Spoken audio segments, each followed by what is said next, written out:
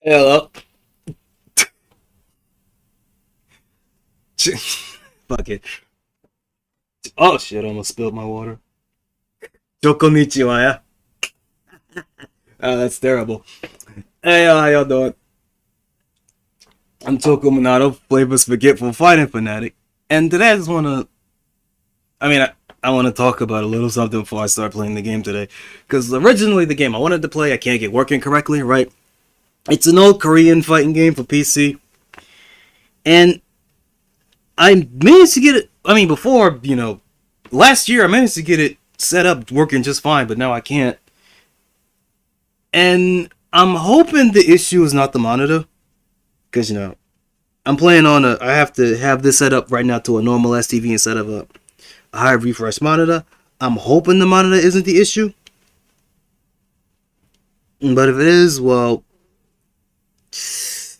I'll have to wait until I get home. Man, I can't wait until I get back home. I get to play all the weird shit. Oh man, y'all ain't seen nothing yet. But okay, I'm tired. I'm tired. I underslept a little bit. I don't want to get too much into it, but I got into a car accident, right? And it happens sometimes, right? But that ain't too important. Um, outside of that, outside of that, not too much is going on. Still ain't got back home yet. I'm kind of worried that I'm gonna be here a lot longer than I thought I was, but whatever. All right. So before I get to the game, I do want to talk a little bit about Mortal Kombat. Mortal Kombat series that is near and dear to my heart. I kind of fell out of love with it the past couple of games because WB and their invasive microtransaction schemes just kind of infested the game that I like so much. But you know, cost of doing business, and sometimes the cost ain't what you're willing to pay for. But I find Mortal Kombat a fascinating series. Right? It's one of actually, I think it's the only major AAA game right now that is willing to do crazy experiments. But I feel like the crazy experiments aren't a cause of the developers or the gameplay designers wanting to do something crazy different. I think it comes from a lack of care of what the series is. Like, yeah, COVID drastically changed, hiring and firing practices in these big in- these big industries, right? So a part of me is wondering if modern Mortal Kombat games now are the repercussions of what happened back then, right? You're hiring too many people, and they're all working from home, right? And there's doesn't seem to be. I'm just gonna say leadership sounds fucky, right? A lot of people like to blame Ed, but at this point, Ed is just a figurehead. I don't think he has any real power over at NRS. But that's just me, right? But I'm getting ahead of myself a little bit. So I know that Mortal Kombat is not respected when it comes to well liked or respected when it comes to more traditional, dare I say, Japanese style fighting games, right? But at the same time, that's why I like Mortal Kombat so much, right? It does its own thing, and it's been doing its own thing for 30 whole years. And it is at this point where, like, Mortal Kombat is, like, so fundamentally different from any other fighting game on the market that I think it's worth playing for that alone. It's refreshing to play something completely alien to what you're used to, right? But it also creates a different problem because if Mortal Kombat's good, it's good, but if it's bad, it's bad. There's no like middle ground, right? Mortal Kombat games are either really good or really bad because there's no real comparison to any other series, right? You can't you know, a lot of fighting games are very iterative. I mean, genres, by their genres in and of themselves are iterative, right? You take what works, you discard what doesn't, right? But MK is so fundamentally different from everything else that everything it kind of exists in a vacuum. I mean, no game truly exists in a vacuum, right? Mortal Kombat influences and takes influence from other things, right? But what I mean is that, you know, I was watching a discussion about, you know, Mortal Kombat, right? I think it was the Mike Hollow stream, right? He's very critical, very deservedly so, critical of Mortal Kombat, where it's been. And he had Tom Brady there, who was a noted critic on the NRS era Mortal Kombat games, right? And one of the things that Mike Hollow brought up is that MK11 experimented with having a counter hit system. You know, a bit more contemporary to other fighting games. A counter system, you know, more damage, more hits done.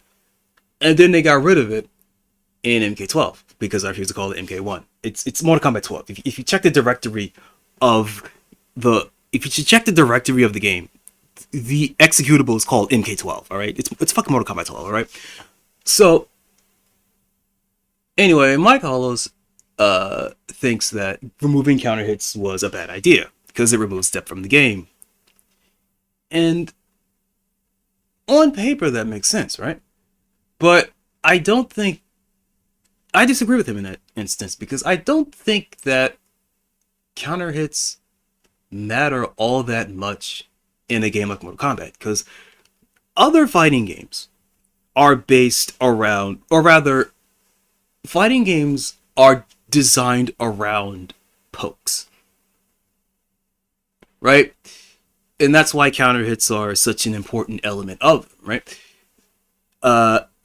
Especially like in more modern games, right? Pokes tend to be a bit, well, I was gonna say they're a bit more extreme in that they're overall better, or rather, pokes in general have longer range nowadays, but also have longer recovery.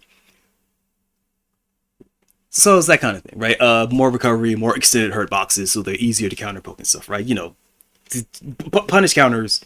You know, there's an emphasis on punishing in modern fighting games, right? Because they're based around pokes, right? And I've been thinking about this for a while. Like, what would a Mortal Kombat game with a more contemporary counter hit system look like? Right?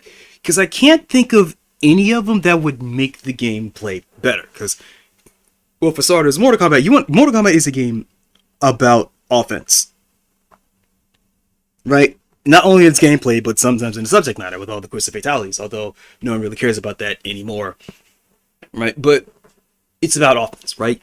You're meant to, or rather, the game incentivizes you attacking all the time, right? That's what MK is. That's always what it was, right?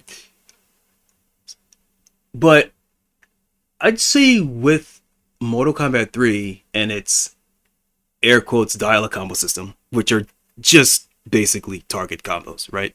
They're target combos, right? Let's not get it confused, right? But that's fine, right?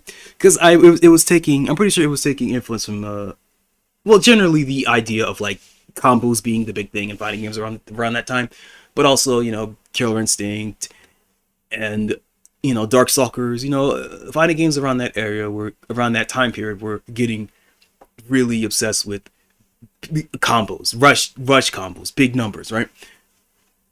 But when Mortal Kombat 3, and people forget this, right? But there was a time period where Mortal Kombat 3 split the fan base in half, right? There were people that not only did not like the gameplay changes of MK3, but also did not like the aesthetic changes, right? You know, up until MK3, Mortal Kombat was all about, you know, Eastern mysticism and magic and monsters and martial arts and like ripping off 70s, 80s kung fu movies, right? And then MK3 brings out this like post-apocalyptic, dystopian, not quite future, right? It's still, you know, I mean, the MK3 takes place during the 90s, but it's also like, yeah, Shao Kahn comes up eats everybody's souls and puts it in the soul tornado in his fortress, right? So it's all desolate and kind of like what's that term? Liminal spaces kind of thing going on with it. You know, intentionally so, right? Because like you have because a lot of the arenas, or rather a lot of the stages in Mortal Kombat 3 are like, you know, cities, subways, banks, places where you would expect to find a lot of people, but you know, nobody's there, and that's meant to be kind of the subtle horror of that, is that, yeah, no, Earth is completely desolate, right? One of those things, right? But then you got your roster, right? What you know roster? You have fucking the cyber ninjas, right? Sector and Cyrax and Smoke. You have Striker, who's just a normal beat cop, right? I don't think he was SWAT back then. I think he was just like a normal beat cop. But I think the idea behind Striker is that he's a beat cop in Chicago in the 90s, which was like at the tail end of the crack epidemic, right? And I think that was supposed to be one, because Johnny isn't in the game, you kind of need to have like a regular guy there to be the not baseline power, but you need to have a guy that the rest of the audience can see the story through the eyes of, right? And you know, Johnny isn't there because Johnny's dead, right? And Liu Kang has been the champion of Mortal Kombat for like 2 whole games now, so he can't be the everyman character, right? Also, Liu Kang became more of an archetypical hero character, whereas in Mortal Kombat 1, Liu Kang was at the Mortal Kombat tournament very specifically to get revenge on Shang Tsung. Not for, you know, killing his brother or not, like the movie was, but no, it was very specifically, Liu Kang was there as a representative of the Shaolin monks because Shang Tsung corrupted the Mortal Kombat tournament. The Mortal Kombat tournament used to be just a normal, you know, Shaolin exhibition tournament, and Shang Tsung corrupted that into what it was when we see it there, where it's a death tournament and Shang Tsung is implied to eat the souls of the people you kill to become stronger. And that is an element of Shang Tsung that I always liked, and it's understandable why they kind of got rid of that. But I genuinely believe that, as cool as Shang Tsung is, because, you know, in a gameplay sense, where, you know, real-time morphing into other characters, that's really cool. I can't think of another game that handles that idea as successfully as Shang Tsung does. Because, like, you know, having composite characters or clone characters or characters that steal moves, or, you know, that's not uncommon, but the real time, you know, but in real time, changing into another character and using that moveset for like a limited period of time, that's fucking cool.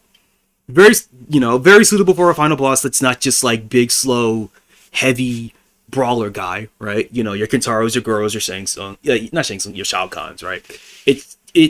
That's a really neat idea for a final boss. And I feel like Shang Tsung not being a final boss, or rather, I think that Shang Tsung should have died permanently after Mortal Kombat 1. Maybe you can bring it back in MK2, because, you know, Shang Tsung is soul bound to Shao Kahn, so he can revive him at any point. So maybe have him around MK2 as well, because, you know, Shao Kahn. Yeah, okay. Anyway, back to the point. Shang Tsung is such a strong villain for what MK1 originally was, right? Old sorcerer, absorbs souls of the fighters you kill to get stronger, and that, I feel like that should have been part of the arcade ladder, where, like, because, you know, fatalities get you 100,000 score bonus, so you are incentivized to do them because, one, they look cool, Two, because one, they look cool. Two, they were so cool that it directly led to the creation of the ESRB. That's how cool fatalities were, right? So you take fatalities, right? You are incentivized into doing them because you get a huge score bonus, right? However, each time you kill a character, Shang Tsung, when you fight him in the boss run, not only can he transform into that character, but or rather, what I think is that for Mortal Kombat 1 to truly the original Mortal Kombat 1, I think that it should have been implemented that Shang Tsung can only morph into the characters that you have killed, right? Because one, it makes him stronger, but also it makes him stronger to fight against because you're fighting, a character with like the highest level AI, but also narratively it makes Shang Tsung stronger, but as a player you're incentivized into doing fatalities because you want the high score bonuses, and if you're really good you want the win streak bonuses, right, to be on the leaderboards, right? And you could even have it be that, like, for Liu Kang specifically, because Liu Kang in Mortal Kombat 1, Liu Kang was a pacifist. Even though he has a fatality, he doesn't actually kill the opponent. But mechanically, you still get fatality, you still get the score bonuses. In order to really sell the idea, because the thing is, Liu Kang knows what's going on. Liu Kang knows all about Liu Kang and Raiden are the only people at Mortal Kombat 1 that understand everything that's going on about Shang Tsung and the soul stealing and the corruption of the Mortal Kombat tournament, right? Everyone else at Mortal Kombat 1 are there for other completely unrelated reasons, right? Sonya is there because she's chasing Kano. Sonya's there because she's chasing down Kano and wants to kill him. Kano was there to rob Shang Tsung and steal all his riches of the island, right? Sub-Zero is there to Sub-Zero is there to actually kill so Sub-Zero was hired by Shang Tsung to be at the tournament, right? Shang Tsung, no, at the end of Mythologies, I'm trying to remember, right? No, at the end of Mythologies, Sub-Zero, specifically Bi-Han Sub-Zero, not Kuai Liang Sub-Zero, like specifically Bi-Han, was invited to participate in the tournament by Shang Tsung himself. Whereas Bi-Han agreed to go there, but when you beat the game, it's revealed that he actually went there to assassinate Shang Tsung, steal some money, and then lay low and like kind of leave behind the Lin Kuei, because he was in the middle of having, well, not in the middle of having an arc, but he was kind of in the middle of like kind of doubting himself in his path in life, and he was going to win the tournament, kill Shang Tsung, steal money, and then just lay low, right? And then, probably get hunted down by the Lin Kuei, right? Because no one leaves in Lin Kuei. That was supposed to be a big thing, is that no one ever leaves in Lin Kuei, because if you try to, you will be much like, Kuai Liang at Mortal Kombat 3, you will be literally and figuratively marked for death, right? That was supposed to be the idea, but Scorpion killed him, because Scorpion is at the tournament. He's only there to kill Bi-Han, which he does, and that's how we get Noob Saibot, right? Johnny Cage is there because he's insane, and he wants to prove that his martial arts is not just for cameras, that he can actually legitimately fight, right? It's just there for ego, right? And because Johnny Cage, compared to everyone else in that roster, is kind of average, right? Like, yeah, he has like he has like his green, he shoots his green fire, and the shadow kick we all admire is strong. But in terms of his lore, he's just kind of a guy, and that was his point. And that was the point. Like, even though Liu Kang is ostensibly, up until NR's era, the main character of Mortal Kombat, Johnny Cage was meant to be your kind of like I guess not quite self-insert. I forget what the term is, but like he's meant to be the character that you are meant to view the story in its world from, which is why he is the first character you play as in the MK9 reboot, because he's relatively normal compared to everyone else, right? But getting ahead of myself, right? Having, yeah, no, I wish that Mortal Kombat, yeah, okay, yeah, no, yeah, I wish that Mortal Kombat 1 had it so that if you did not kill a character in the arcade run, then Shang Tsung does not transform into the character during the boss fight.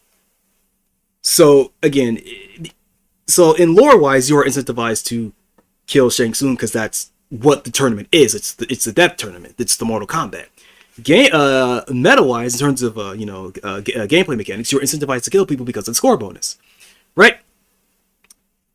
However, I think because to incentivize Liu Kang's role as a pacifist and also him knowing what the hell is going on with the tournament. Oh, right, Raiden. Yeah, Raiden, Mortal Kombat 1. So Raiden in Mortal Kombat 1 is a vastly different character than he is in every other game. The reason why Raiden is in Mortal Kombat 1 specifically is because Shang Tsung calls him a bitch. And Raiden's like, oh, word. I'll vaporize your whole fucking island. Fuck you. Right? Raiden in MK1 is more of a outright, like, asshole. Much like the Roman and Greek gods pantheon. Not necessarily the lawful good that he is in later centuries, in later entries, right? You're right. Sometimes misguided, but definitely like overtly heroic, tries to do good things, tries to guide the Earthrealmers into being defenders of the realm, right? Whereas MK1 Raiden's like, yeah, right, I came here to smoke Shang Tsung, and you know what? This tournament might be fun, right? Because, the stakes of, the entire Earth being at risk wasn't a thing in MK1. It was just, damn, Goro's strong, huh? Actually, no. I think the consecutive tournament thing, I think that was introduced in the comics. I don't think that was actually in the games. But the comics were out before... Wait a minute. I'm getting my lore mixed up. Yeah, I think the whole 10 consecutive victories to absorb a realm, I think that was a comic only thing. At the point of MK1. But in MK1, the arcade game, there are ads for the comics. So for the introduction comics. So I'll have to look in to make sure that I got it correctly. But yeah, so what was I talking about? How did I get to this? Right, Shang Tsung. Right, so Shang Tsung being, I don't say demoted, because playing as him is really cool. And even though he retains his morphing as a player character, which is really cool, that you get to play as a previous boss character and he can do the cool boss thing. Because I would have thought that, by MK2, when I first played it, I never would have thought that they would have kept his morphing ability as just something he can do normally, right? No, he can still do it. And he has all these commands for being able to play as any other character at any given time, right? That's normally something that you would only have as a boss-only power. So the fact that he can do it normally is really nice. And it's something that you can feel that they are struggling to kind of keep around. I hope that when Mortal Kombat 13 happens, because Mortal Kombat still focuses primarily around the console, like of design their game around the console specs at the time, right? So, PlayStation, Xbox, although Xbox is kind of in the middle of dissolving right now. So if Mortal Kombat 13 ends up being a PlayStation 5 exclusive, it's not going to be, but in this hypothetical scenario where that does happen, if they bring back Shang Tsung, I think with the specs of the PS5, they could have it so that Shang Tsung gets the ability to morph into any character instead of just the enemy character or generic ninja that can power swap into other ninjas, which was very clever. And I do like that. You know, he gets very specific ninja transformations in Mortal Kombat 11. I don't remember if he has it in 12 as well, because I don't play a lot of 12. I didn't like 12 all that much. Or rather, well, it's not that I didn't like 12. I think 12 is okay. But, you know, my PC runs it like runs rancid ass. So it takes like forever to load match. I mean, once I get into a match, it's fine. But it's getting to that match. It takes like from boot up to like it. The moment I click play on Steam, it will take roughly 10 minutes for me to get to the training mode. It runs like shit. But once I get into a match, like once the game starts running, it's fine. But it takes so goddamn long that it ruins my desire to want to play it. Because, you know, the Mortal Kombat games are designed around consoles. The PC and the Switch versions are outsourced, right? So I have a sneaking suspicion that because, you know, the Xbox division is kind of dissolving in real time, that the next Mortal Kombat game might be based on the architecture of the PS5. And if that happens, I would love it if Shang Tsung if they brought back Shang Tsung's ability to morph into any character instead of just the opponent's character or, you know, generic ninja. That would be really cool, right? That's the dream, dude. He gets to morph to any character and you don't have to fucking load in or maybe it will be like, or maybe it will do a thing where like, well, actually, no, that depends on, well, you know what I mean, right? Well, let's talk about Mortal Kombat, right? Mortal Kombat's a weird game. I love that it's weird. I love that it's still, after all these years, heavily experimental, even if it comes at the cost of its entire fan base, right? Because sometimes, you know, when you make a gamble, you lose all your fucking money, right? The cameo system in MK12, I think, is very interesting, but let's not mince words here. It's a huge filter. People hate the cameo system in MK11. Why do I keep saying that? MK12, right? People, I genuinely believe that if the cameo system in Mortal Kombat 12 was ripped out entirely, the game would be infinitely worse because the game's combat was built around cameos, right? Characters have less special moves and less strings compared to other MK games because the idea is that you are meant to use the cameos as ways to make yourself safe or to cover weaknesses in your character's kit, right? It's built around having cameos. Fucking hell, the cameos that you choose change your health and defense values, right? It's critically important to to how that game plays. But people hate it, right? Because people hate it, right?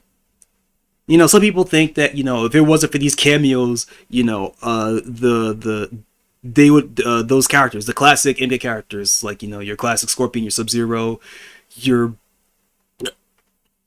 sorry, you know, your Jax and Sonya, and, you know, some of the more obscure 3D characters like, oh, fucking Movado and Darius. These will be normal roster characters of other cameos. And, you know, maybe for like Jax and Sonya, certainly. But like the rest of them, I don't think so. But, although, yeah, it is really weird to not have like Jax and Sonya as the base roster. That's really weird. But, moving on, right? There's that idea. Like, these cameos are getting in the way of some of these characters being in the roster, but also that, you know, it's a hard filter, right? Some people just don't like tag games. Some people don't like assist games, right? And that's fine. But I genuinely think that even if ripping out the camera system wholesale would make the game so much worse, I think doing so, like if NRS is announced, oh yeah, for our next big update, we have removed cameos entirely. I think the game would be more popular.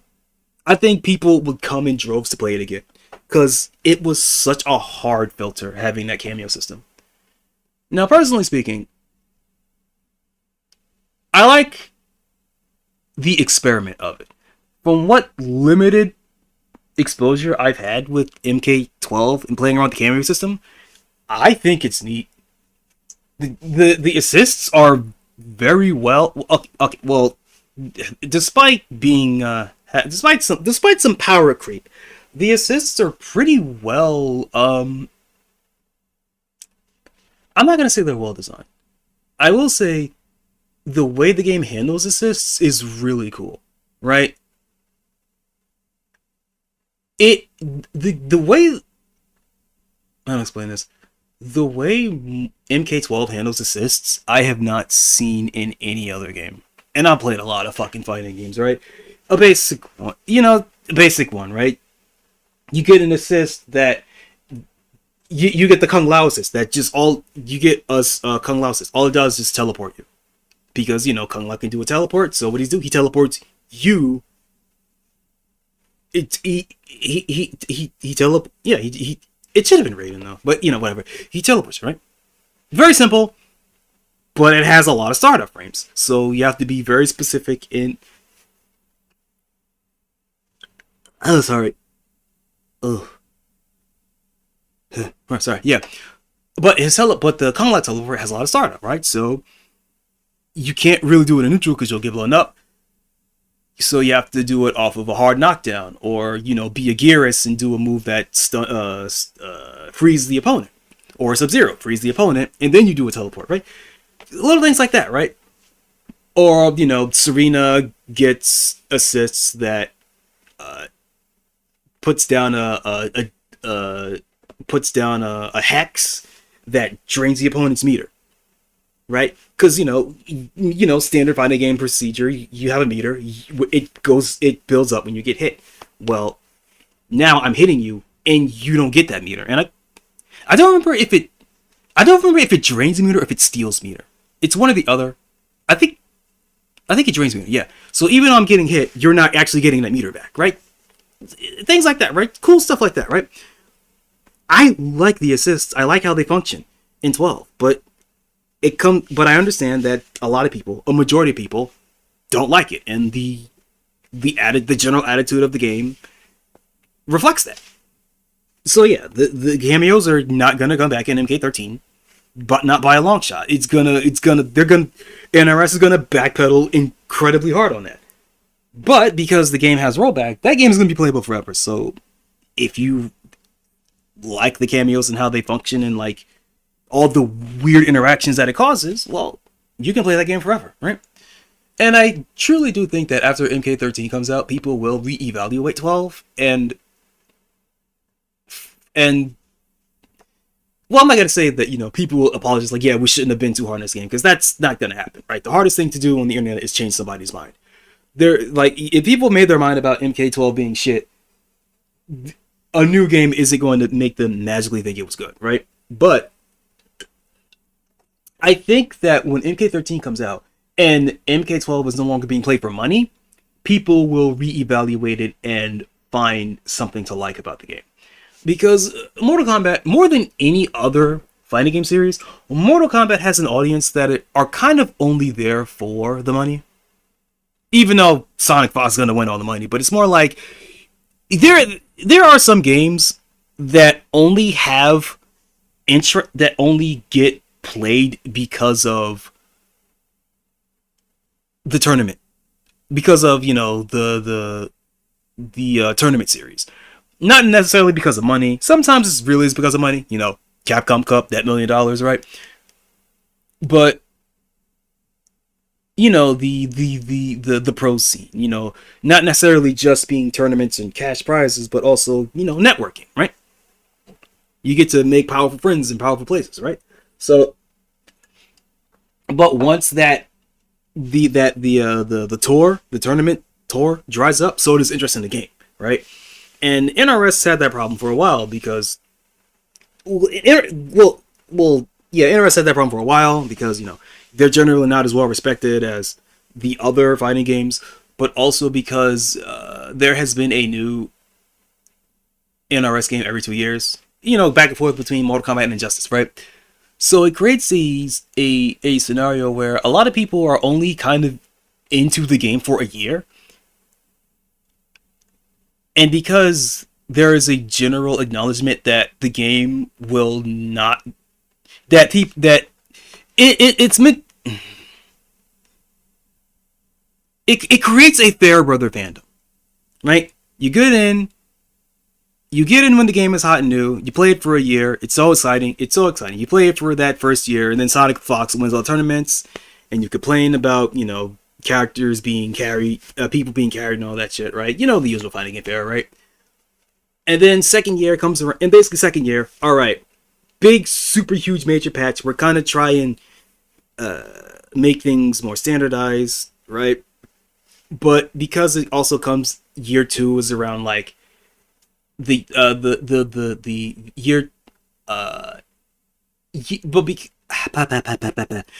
year two, there was an acknowledgement that a general kind of like acknowledgement that, okay, we're gonna try and make this game the best as it is, but also know that we're making another game in the background, so updates will be a little bit slow, communication might be a little bit slow because, you know, we're working on this other game in the background, but we can't outright say that.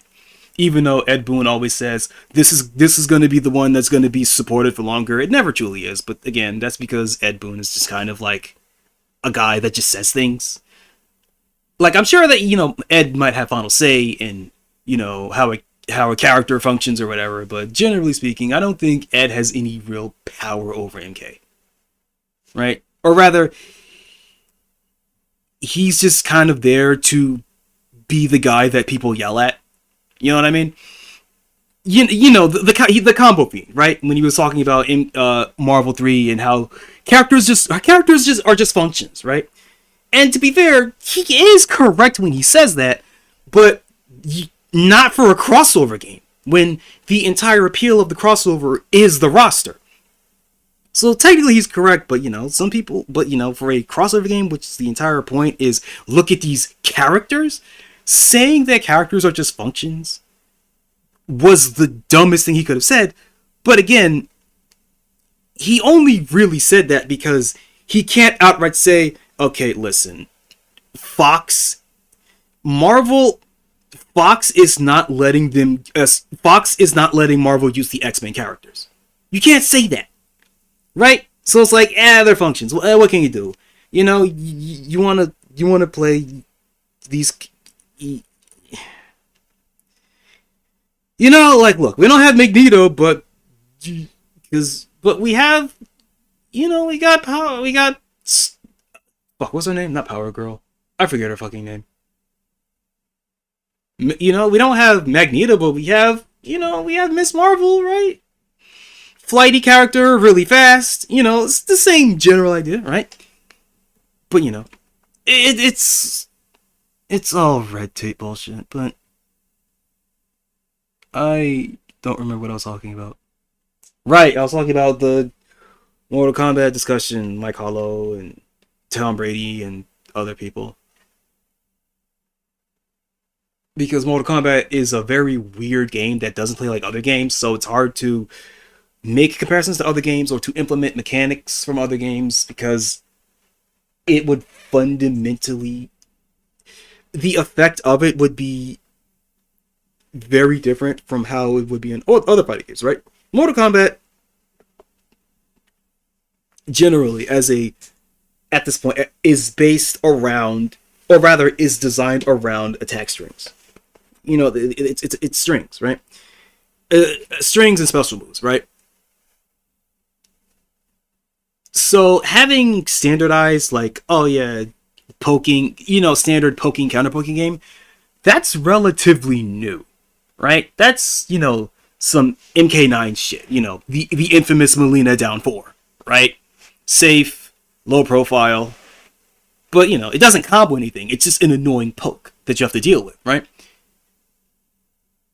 So even though Mortal Kombat is mostly like known for its strings and its specials and it's like just absurd block pressure, having a universal here's your poke button, right? The infamous down one, right? Down 1, down 4 mix, right? That's relatively new. So NRS is kind of figuring out, okay, super offensive heavy game, but we kind of need to give characters a decent poke in order to get offense started. You know, low committal, fast poke that is plus enough to give you some advantage to start your offense, but not plus enough for you to combo out. But not plus enough for you to start a combo from it, right? Stuff like that, right? And the idea of adding a counter hit state in a game like Mortal Kombat doesn't sit right with me because, well, okay, scenario 1, right? Combo. What is, not combo, counter hit. More damage. All right, cool, more damage. So, sure.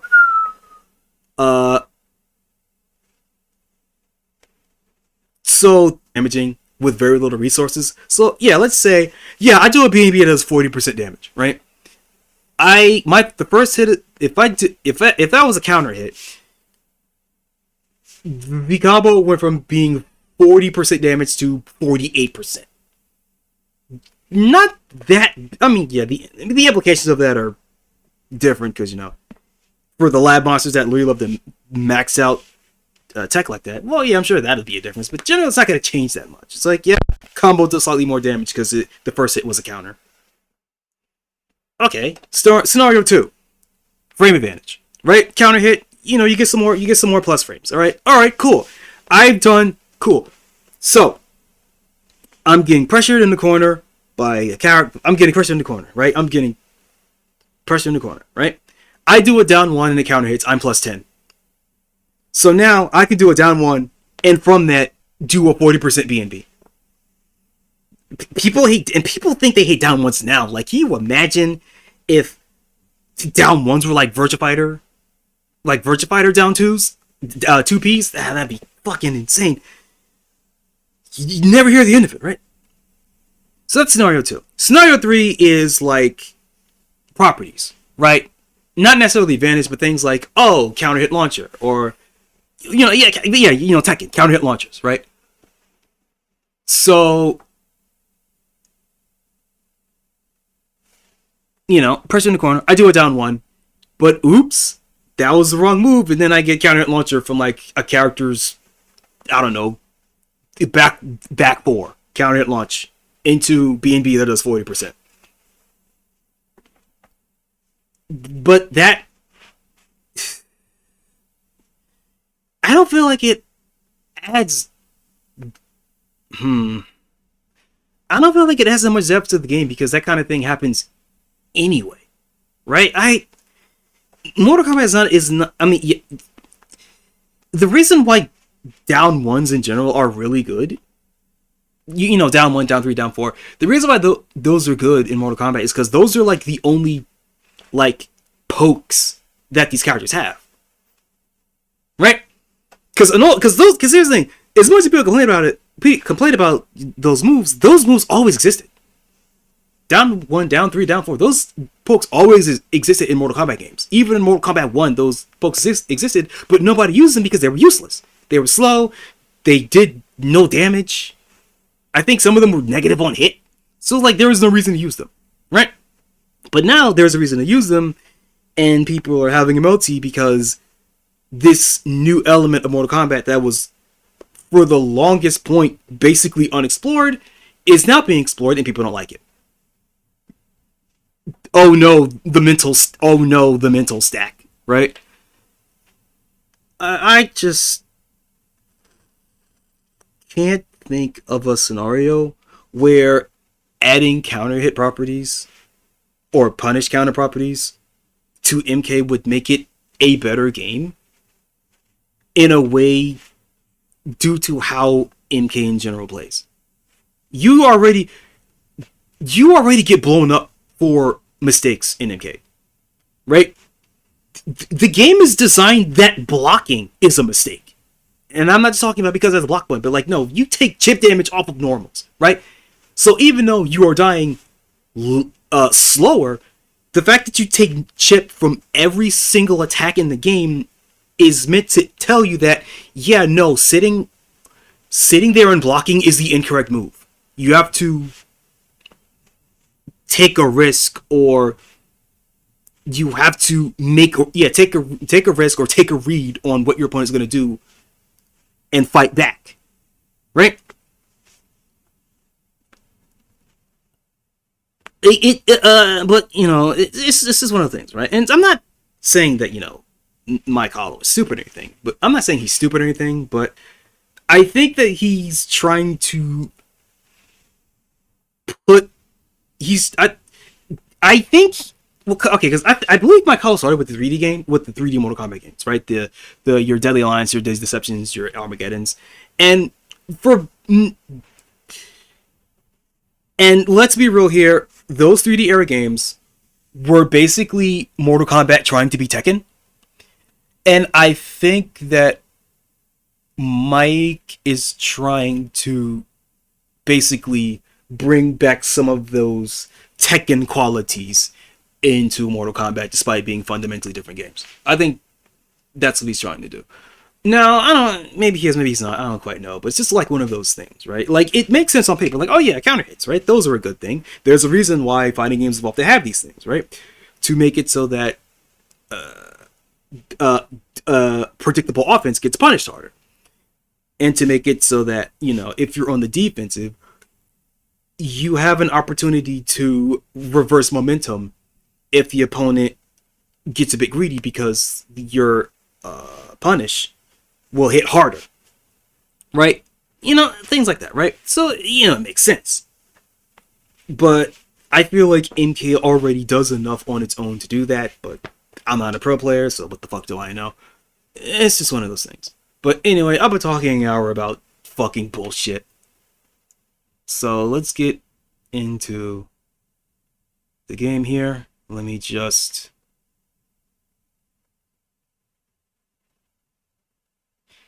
hopefully I'll hook this game correctly, and...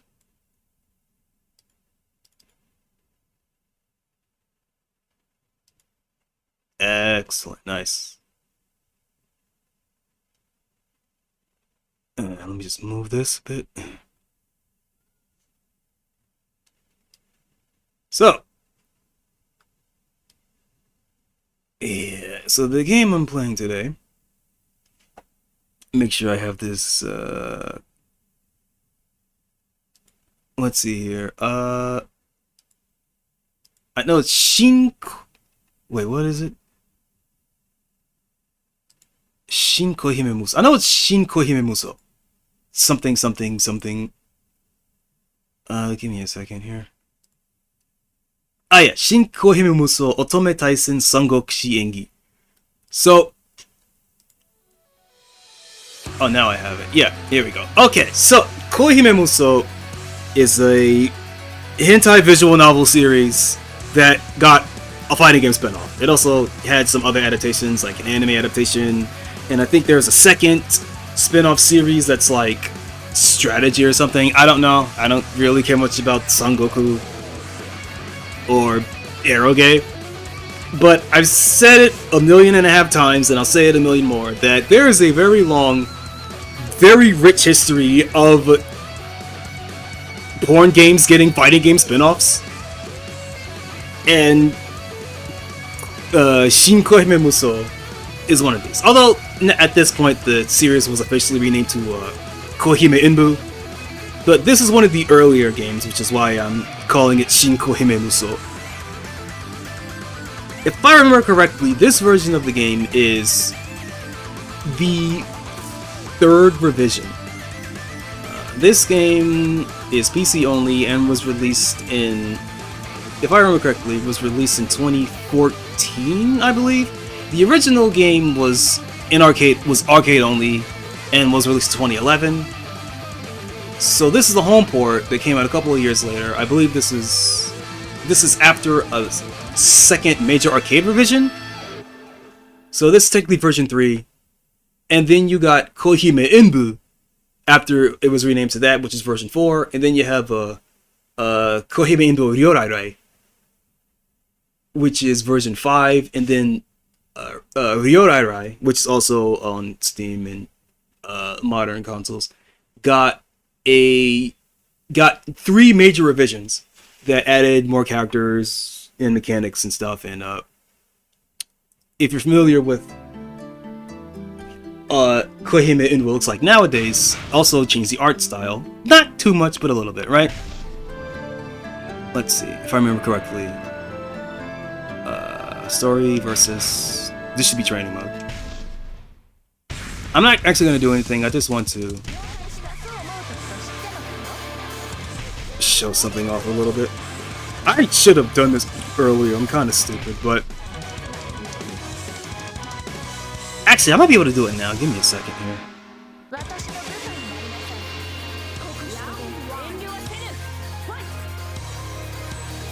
Can I just pause this? No, I'll leave it. So this is what the game looks like, and then I'm going to boot up Koihime Enbu, and you will see that the art style of the game has shifted a little bit, whereas Koihime Enbu changed the shading. Okay, first of all, these, if you weren't able to tell, that these character models are pre-rendered. So the idea is that, and I thought I downloaded, I didn't, I'm fucking stupid, shit, how long is this? This one's only 3 gigabytes, I'll download this one.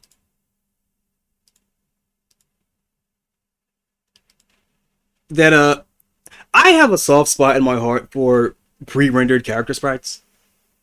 Right? Where you basically take a 3D model, and then you it's basically doing, stop motion with 3D models, right? And converting those images into sprites. And I have a soft spot in my heart for it. You know, the old Killer Instinct 1 and 2s, stuff like this. I called a princess, right? Although in my heart, I think that the current best example of pre-rendered sprites, at least in terms of fighting games, is Blade Strangers. I love how Blade Strangers looks, and except for the resolution is not good. The resolution, I don't know what it is, but I do know that when Blade Strangers launched,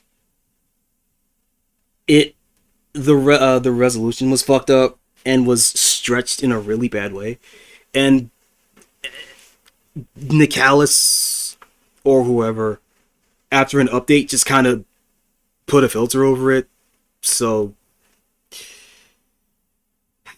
unfortunately, the game does not look good, but the quality of the models and the animations of the quality of its models and animations are fucking excellent. But it's trapped in a game that, well, it's trapped. It's tragic. But yes. So this is Koihime Enbu, but not Shin Koihime Musou, subtitle that I don't remember. So this game is basically Samurai Showdown, but all the characters are waifus. But yes, Samurai Showdown. You got your slashes here, right? Kick, or rather general melee button. Throw, right? You have a dedicated assist that changes depending on what faction your character is, in this game specifically. Other games loosened up on this, that any character could choose assists from any faction, but in this one, your assists are tied to your faction, which is assigned to your character, right? And the cool thing about Koihime Enbu is that doing a counter hit on specific moves, like for some it's close C, for some it's specials, but generally you have your 6B overhead, your 3C sweep, and your 3B launcher, right? and your big 6C poke. Generally speaking, those four, in this game specifically, in other games it's slightly different, but generally it'll be like 6B and 6C. When you do a counter hit, you get a Hogeki counter. And when you get a Hogeki counter, it looks and sounds like this. You get a which is kind of huge, because for most of the game, you're going to be poking, counter poking, lots of 2Bs, 5Bs, 2Bs, and you do that. Your combo is going to be button into special, or button into EX special for the knockdown in Oki, or oh, that's something else. Okay, she does do that in this one. Or, you know, button into launching special. What's your Oki, right? Combos in this game are generally very short, because you want to spend a lot of time playing footsies, dancing in out of ranges, poking, counter poking, doing fake poke stuff. Like that's the general game. You know, very Semsho-esque. But then you score a Hogeki, and things change, right? I'll do this. So when you score a Hogeki counter, the game becomes anime for like 10 seconds. And what I mean by that is that when you score a Hogeki, and your opponent is in purple state, every move will knock down. And what that means is, oh, that's early. That's too early for this. Let's see. You do this, yes. I'll do this, and bam, wall bounce. Right. Basic idea, right? When you score a when you move you out of here. When you score come on. So when you score a Hogeki, you get combo extensions. You get a wall bounce. You get a launcher, and you get a ground bounce. I don't know what ground bounce is. Probably this. Probably this, right?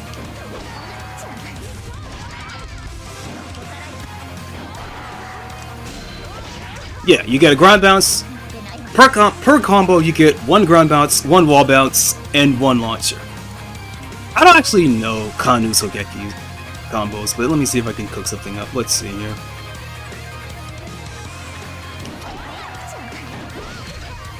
Oh, that's okay.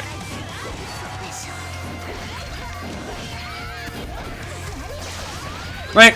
Basic, you know, something basic like that, right? Hogekis can get really complicated. Hogekis can turn into fucking Marvel combos if you're good enough. I'm not good enough. That's the wrong button. Let's just do this. Go to character. I'm gonna go back to name. So, Koihime Enbu is quite fascinating because for a majority of the time you're playing this, you know, Samsho spacing, poking, counter poking game, and then someone scores a fatal counter and you get to do a Marvel combo. It's freaking crazy, and it's really interesting because I can't think of any other game that does this. Ooh, wait a minute, I've never seen this. Wait a minute. I don't think I've actually played the story mode of this, but I'm not gonna do all that. So unfortunately, my normal mains, which are like Shutai and why am I blanking? Gakushin and Shutai are like my normal mains, but not in this game. So I'll play Kane. I like Kane. She's cool. Ninja character, right? Which one did I pick? This one. This is the item toss. Right. So I just wanted to play a little bit of this because I played quite a bit of Koihime Enbu Ryourairai, but I never really played this one. So I just wanted to kind of compare what they were like.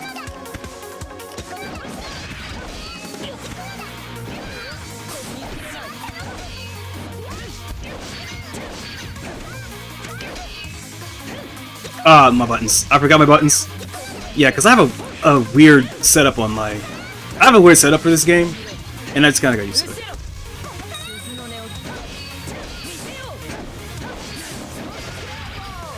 Give me a second here.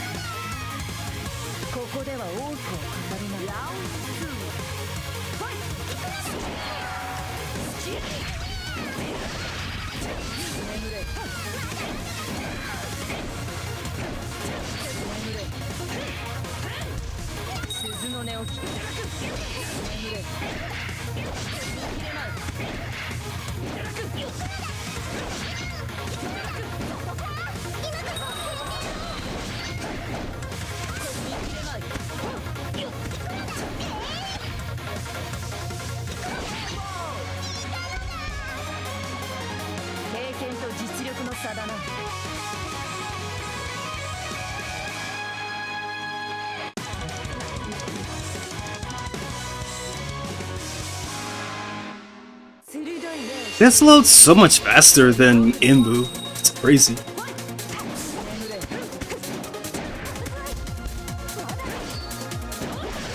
Oh, that's new. Or rather, that's old. Yeah, it's also new. It's crazy. Oh, so some normals changed.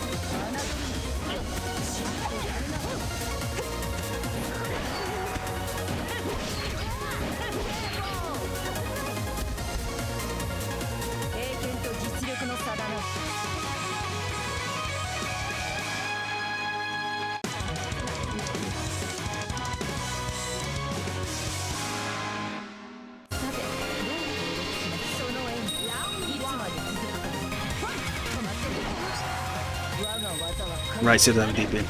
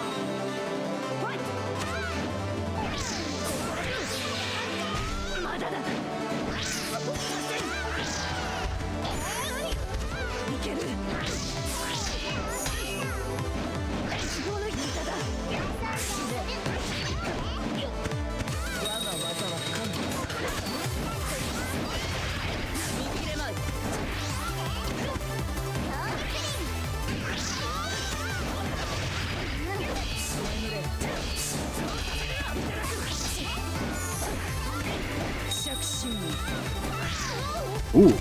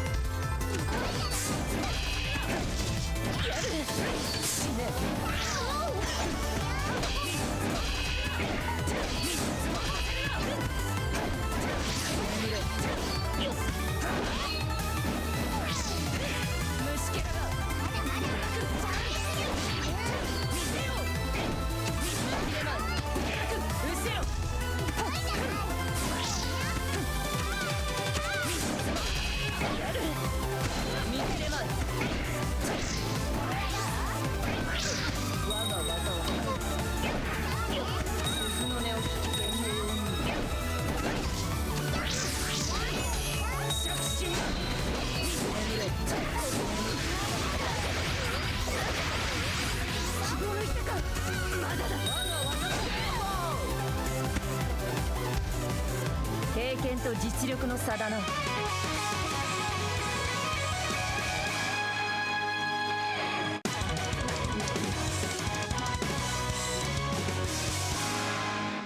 つまで冷静でいられるかな。ラウンド1ファイト。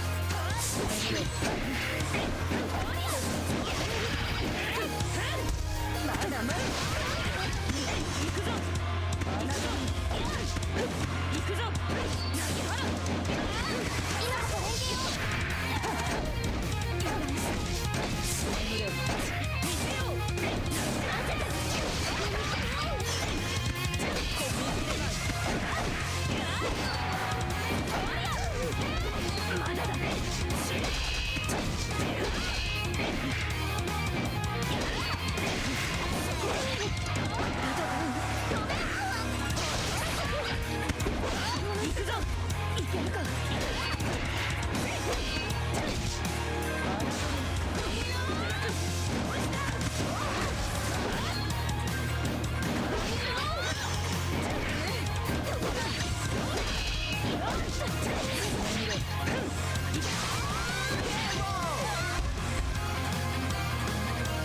戦場では紅葉には程遠い。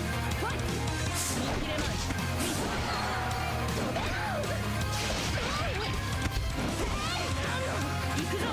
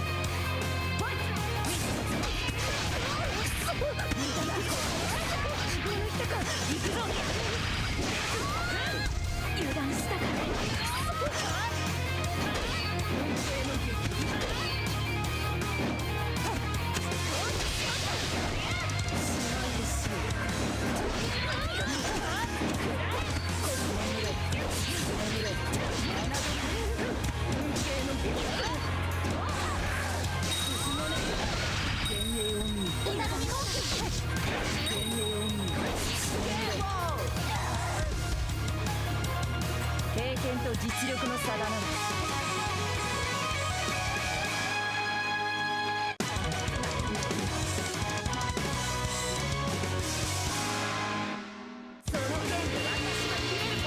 私は本気だ。悪く思うな。やるな。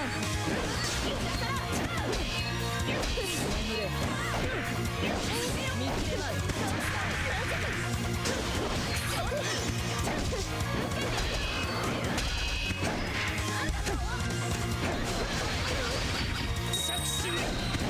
心せよ。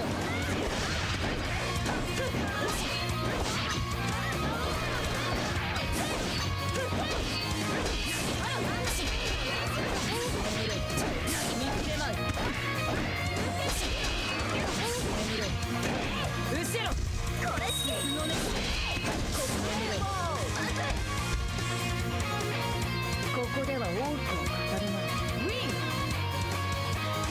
ラウンド2ファイト。死ね。死ね。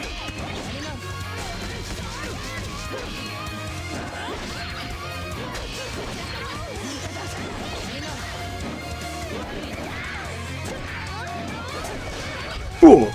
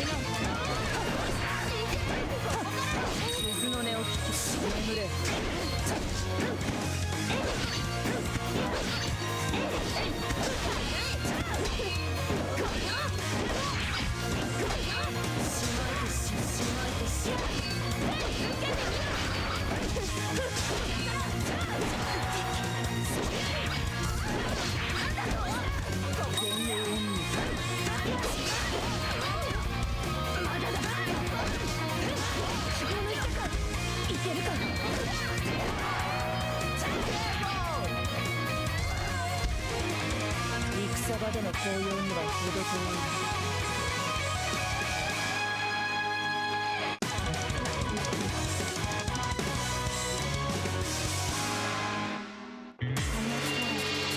最強の命を我が手中に。ファイト。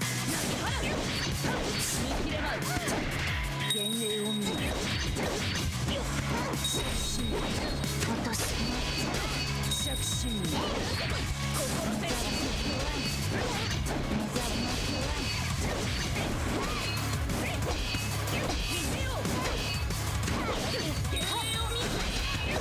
眠れ。眠れ。着信。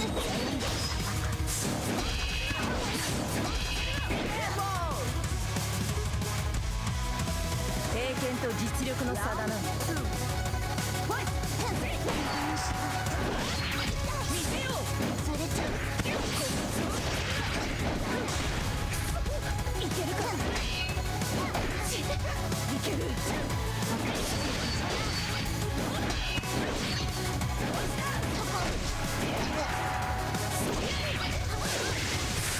我が技の前に進むの。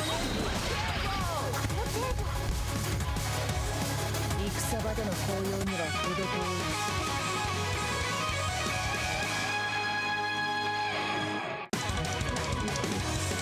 Oh, normally video food. Okay.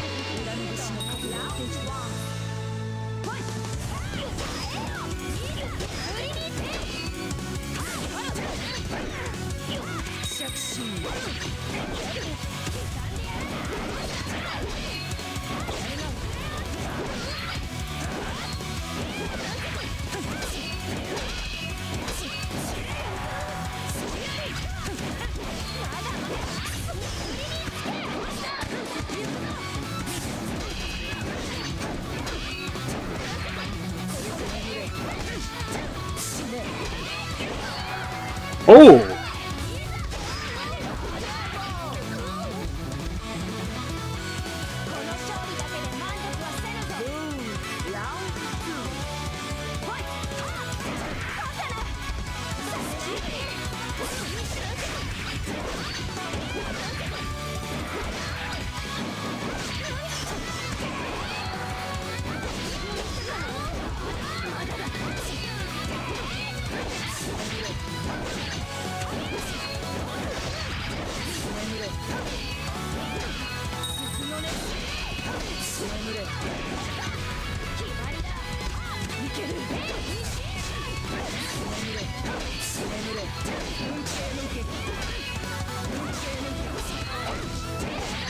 Oh.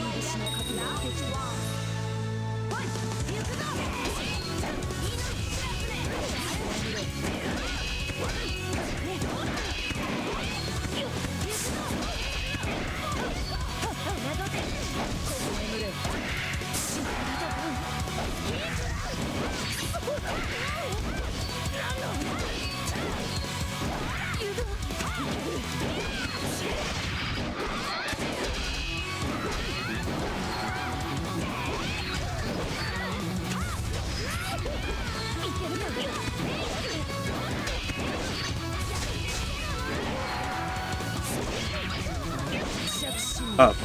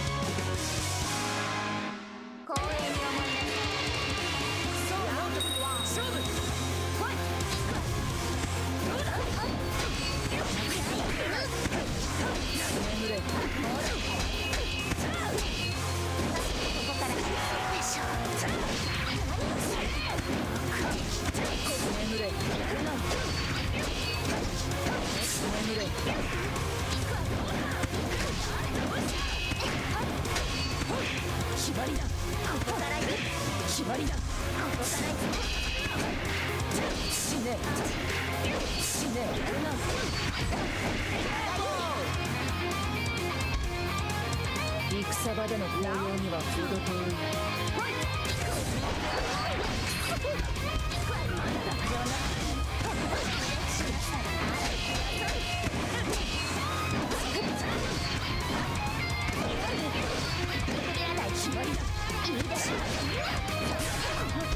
いけるか。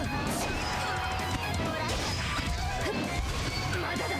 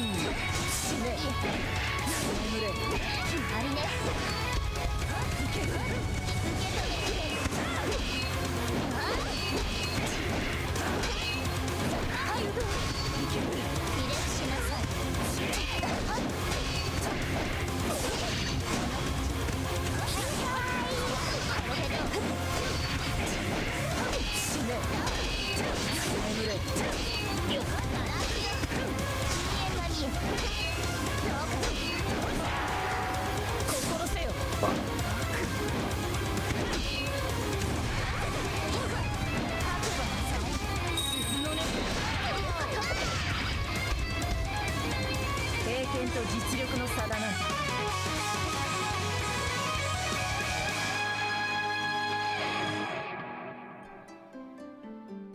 どうした？頬張るのが遅れたぞ。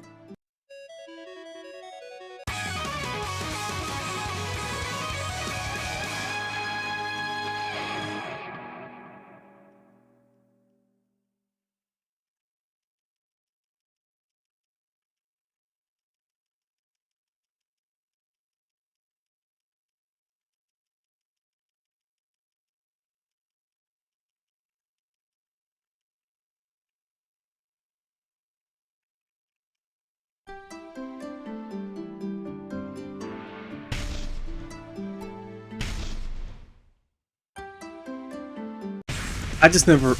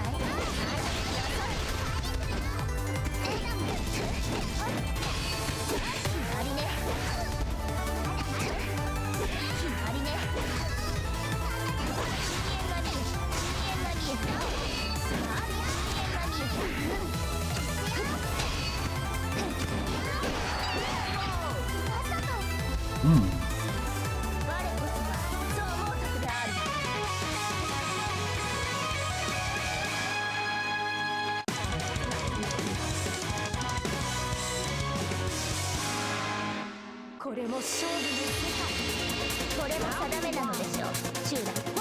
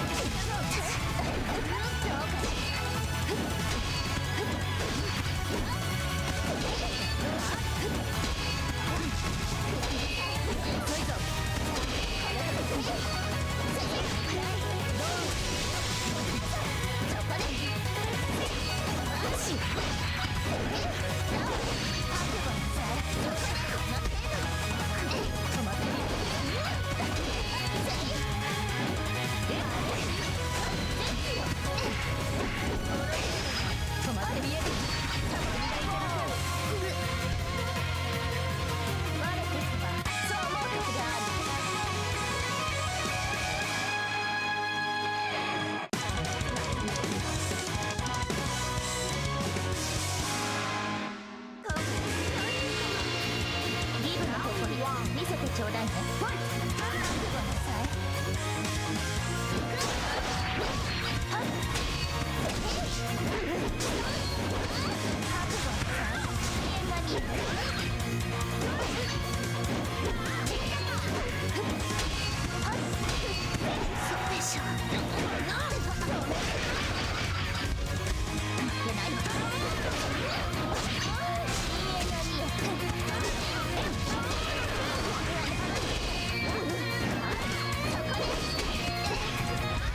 いいでしょ。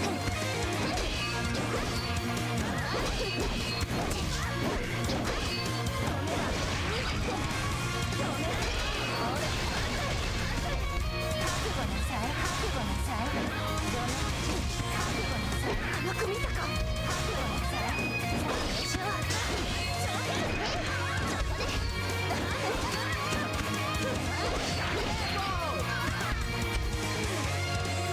また指示になる。しなさい。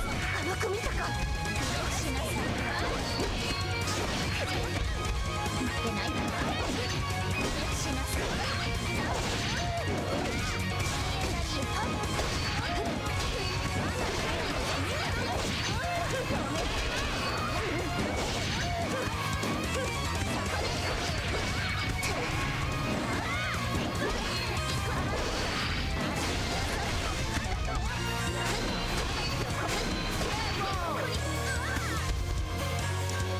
私に挑んだこと誇りに思いなさい。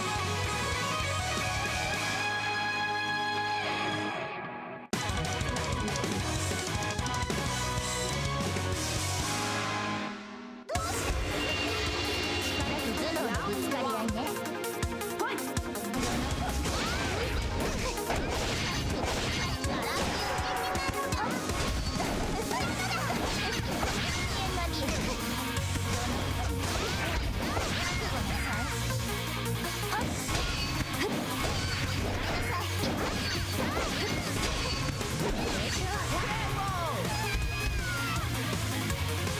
これで満足はしない。しなさい。しなさい。しなさい。しなさい。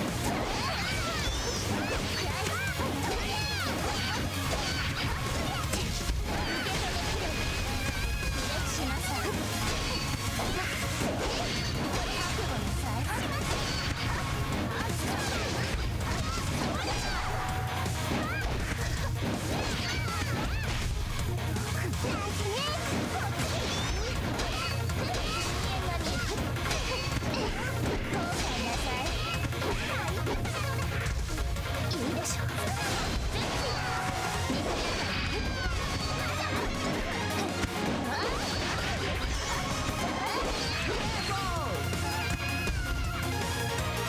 これで満足はしない。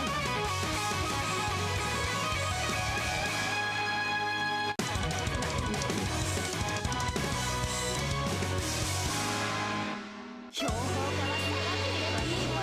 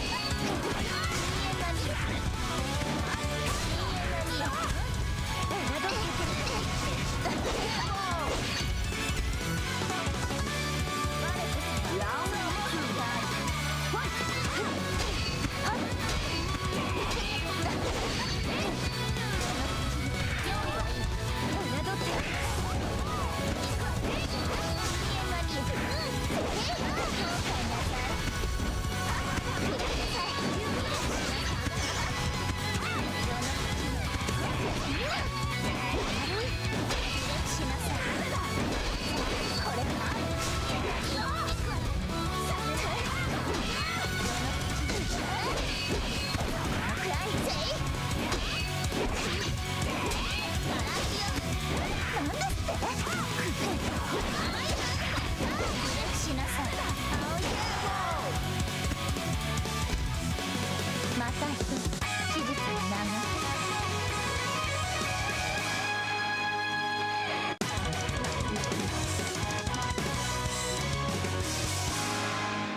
相手が誰であろうと私の部下になりなさい。ファイト。行くぞ行くぞ行くぞ。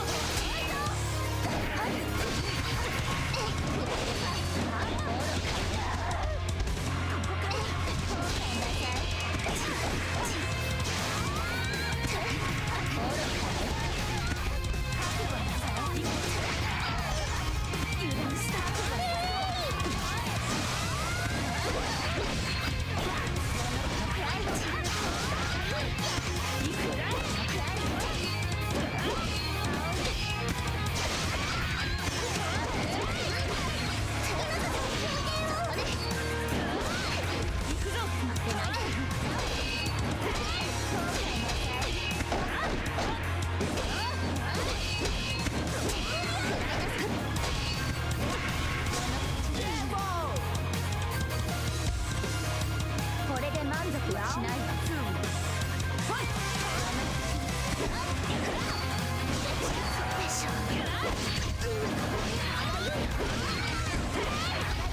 いいでしょ。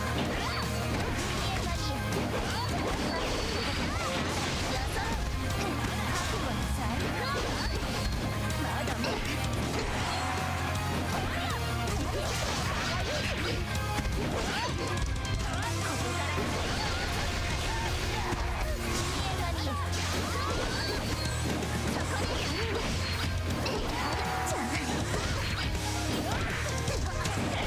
いでしょ。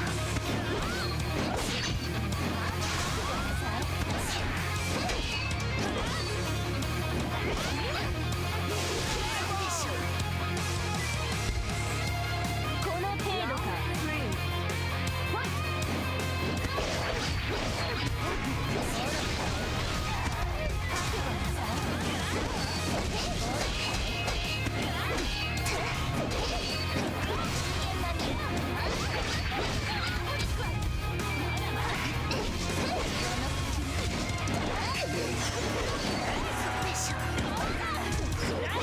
いいでしょ。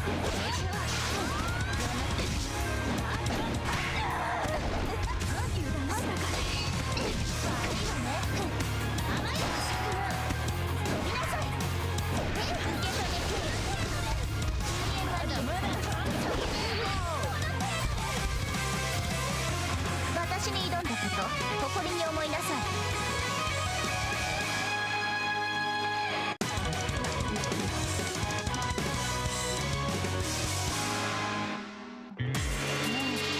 私を楽しませて。ファイト。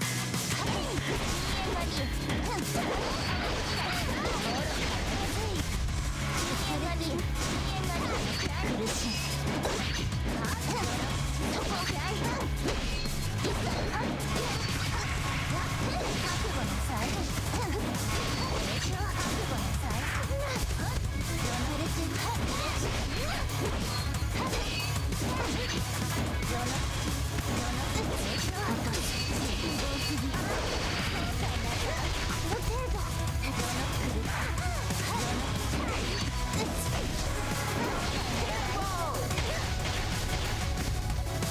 また一つ史実に流す。ファイト。されてる。ここから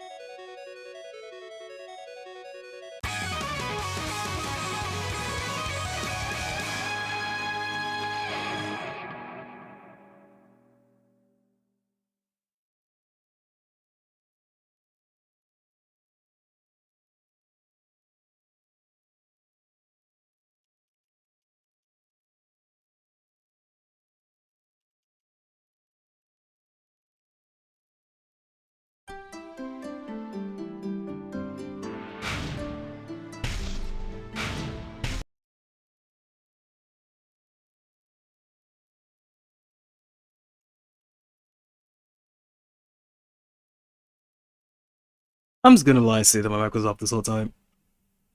So I just wanted to show off a little sample of Koihime Musou. And now we will... And now I'm just going to... I can't believe I got to show off the Hogeki Super. Okay, hold on a second. I forgot.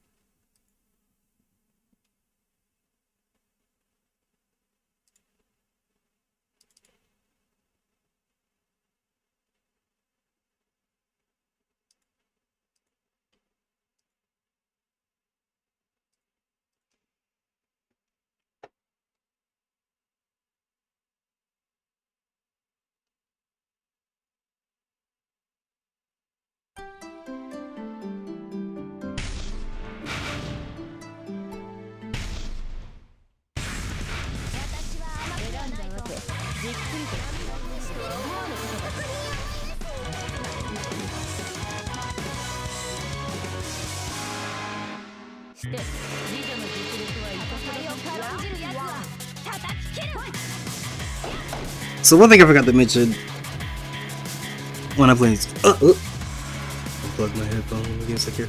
So something I forgot to mention is how your meter works. You know, general fighting meter goes up when you get hit, goes up when you land attacks and do specials, right? But something I forgot to mention. Yeah, you can see EX moves here. EX moves, you know, take a bar, pretty standard. Something, I don't know if it's unique, but something about this game, very specific to this game, is that all EX moves have invulnerability on startup, so you can use them to blow past gaps and strings, or as high risk, high reward panic moves. Because most of them, I guess not for this game.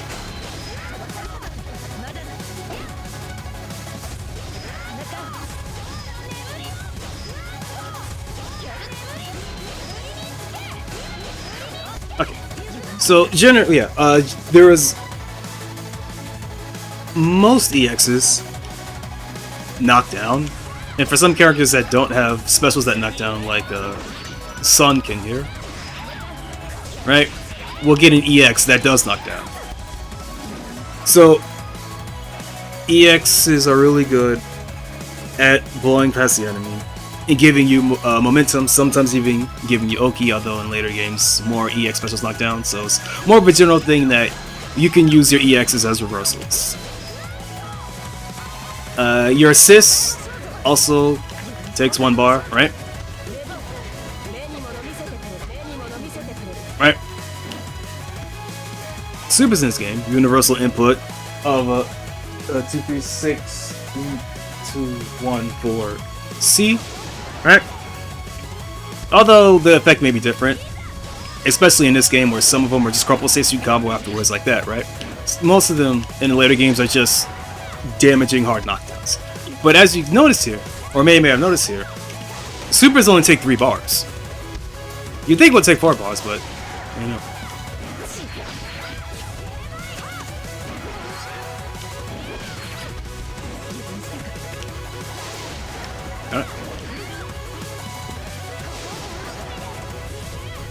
Wait a second.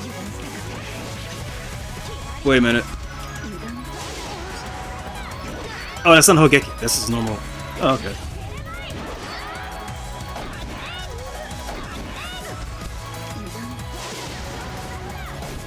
Anyway, you'll notice that, yeah, supers don't take 3 bars, right? That's because there is a special super that you can only do when the enemy's in Hogeki. Which is, if I remember correctly, it's too just to be C, right? But as you can see, it's not coming out. Because it only activates when your opponent is in Hogeki. And it costs all 4 bars to do. But you get to do basic counter hit into 50%. Right? Or you could do like a super long Hogeki combo and do more than that, but generally speaking, it's just fast, easy damage, right? I completely forgot to show that off, but now you're gonna do. You also get the very nice.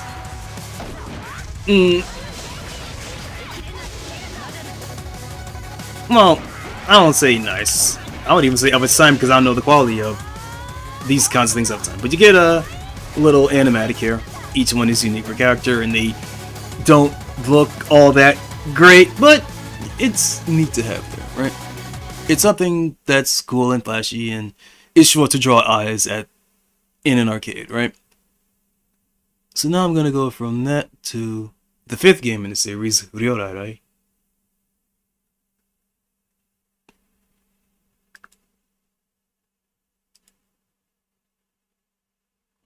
I wonder if there's an ISO of the original arcade game. There likely should be, but I haven't. The idea to do this only came up to me like yesterday, so give me a second here.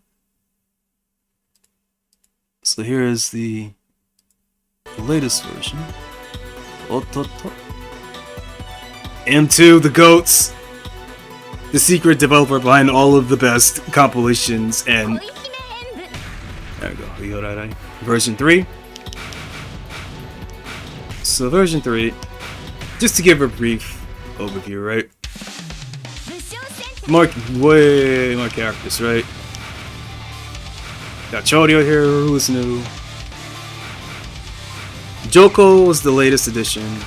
And you got these 3 down here, Bacho, Shutai, and Gakshi. Right? Basic, some move adjustments. Let me just pick them.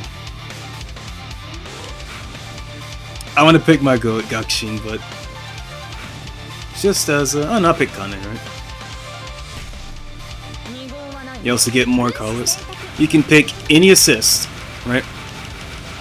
So assists are no longer tied to factions. You can just pick whichever one you want, right? I have more colors. I believe it's 6 colors? Let me see.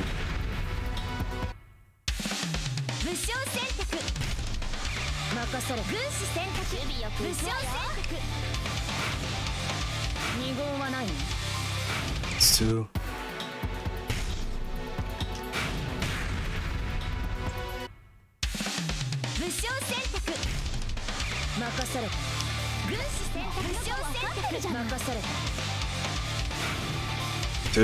And then there's, I think, A, B, and B, C, if I remember correctly.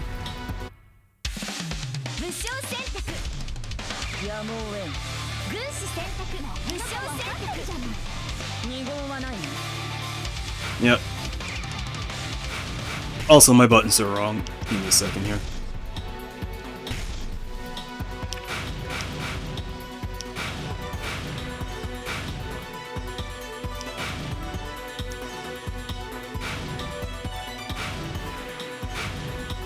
Oh yeah, it added a dash macro. I forgot about that.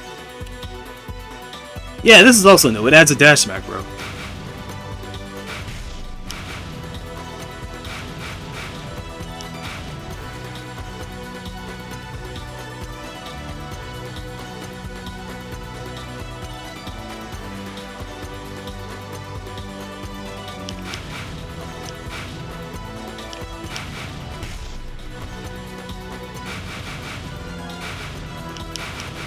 Let me get my bearings for a second here.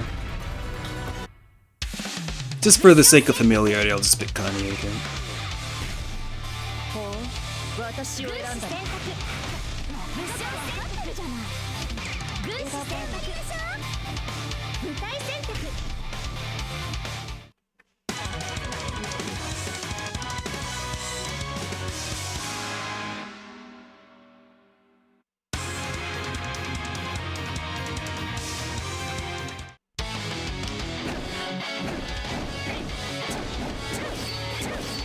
As you can see here, her 5B is different. Instead of that big kick, she does a slash here.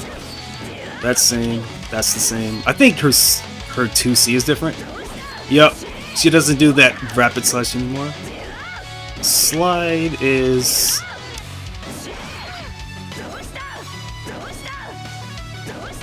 No, it's as active, but and it seems that it doesn't cover as much distance.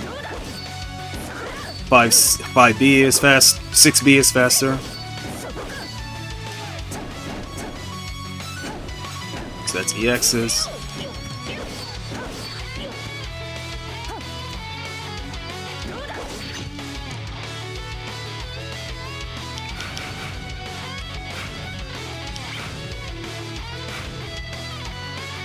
I don't know if this was in the...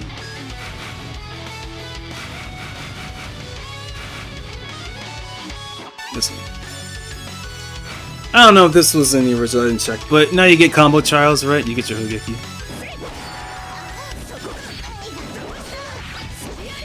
Oh, wait, these have to do these really low. Wait.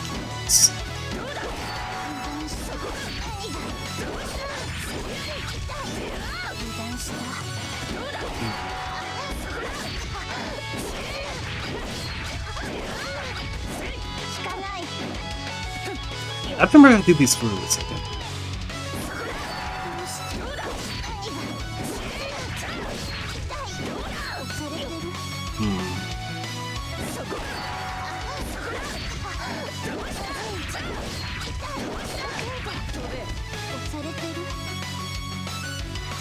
Is it corner only?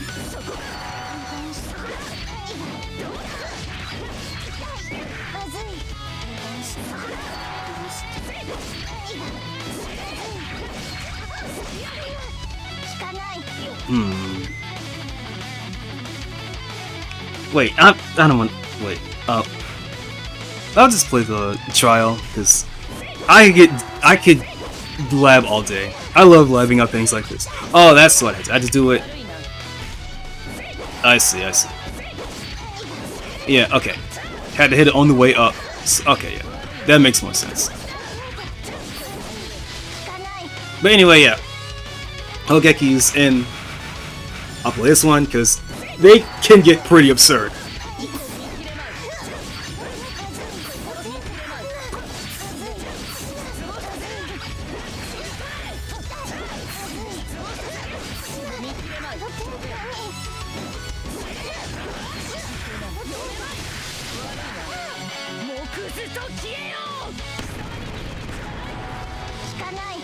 Right, so these get very absurd. There is limitless. The combo potential for Hogeki is theoretically limitless, because even though you get a limit of 1 ground bounce, 1 wall bounce, 1 launcher, there is always something to optimize.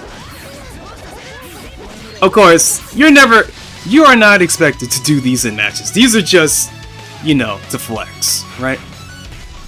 You're not going to be doing that shit in a real match. You're going to you'll mostly just do Hogeki, do one of each launcher, ground bounce, wall bounce, and then do super or, you know, damaging special move or like EX move for the knockdown, right?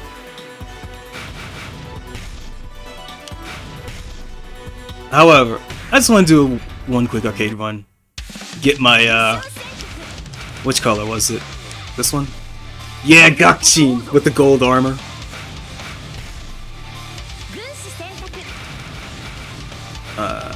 Ryoma. Oh, you get your little... Yeah, you get your little prologues here that I don't care about. Well, I care a little bit, but I've already seen these, so I don't care. So I just want to do a quick arcade run, just to show off difference. Because as you can see here, the shading is a lot flatter. Starting with Koihime Enbu, the shading was changed to be more flat, you know, more cel shaded, which makes the game look so much better.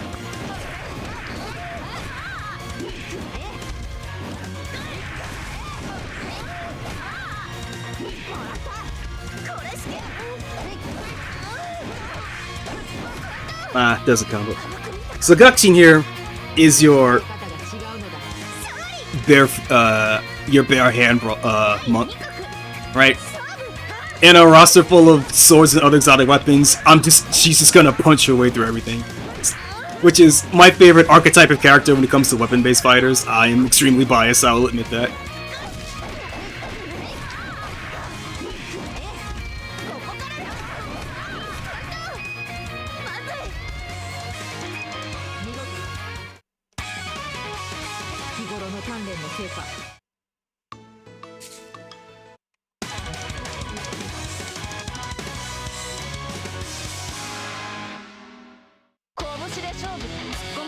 勝てぬ。期限番長第一国勝負と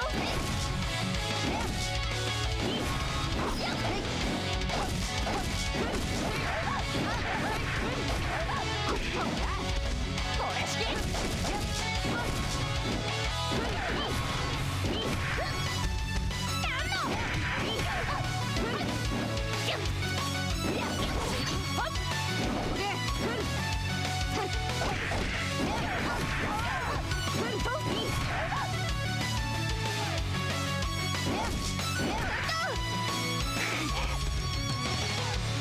勝利は我が手に。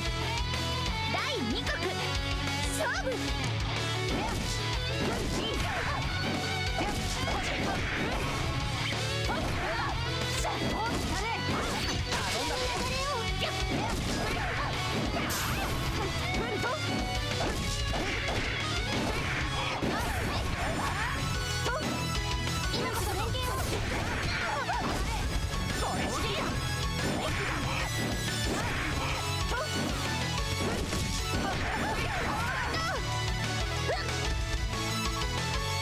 鍛え方が違う。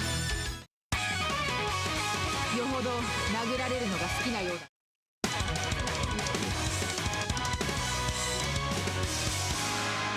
拳とは面白いのだ。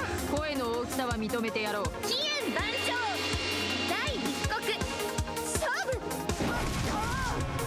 直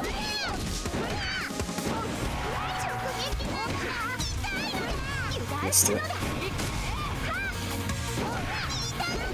まだまだだ。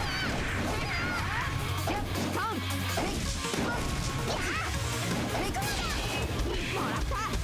ここからしまったのだ。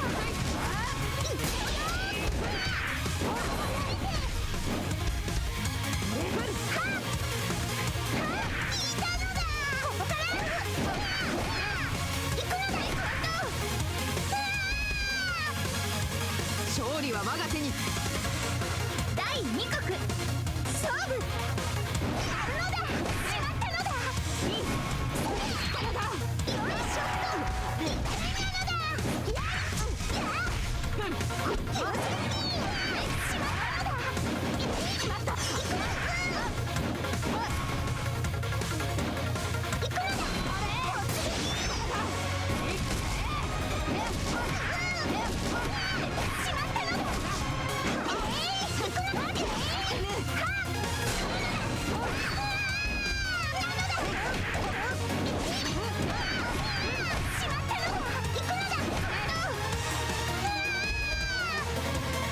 私の勝ちだ。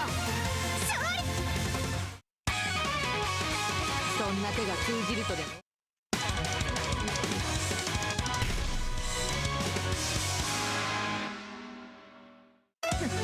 未熟者がの機会逃しはしない。期限番長第一国勝負行くぞ。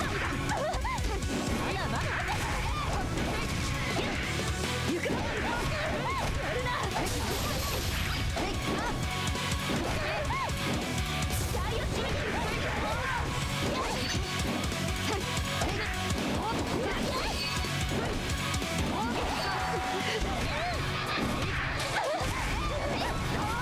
ここから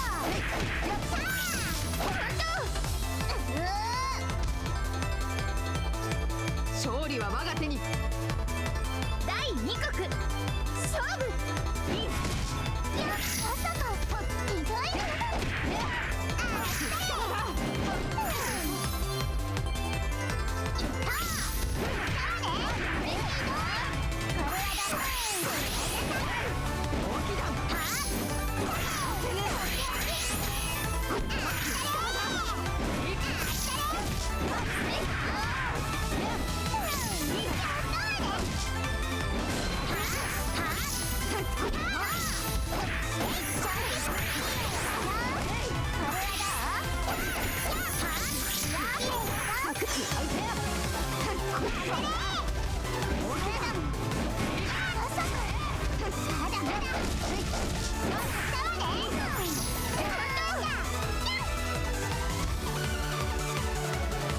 錬の成果が出たな。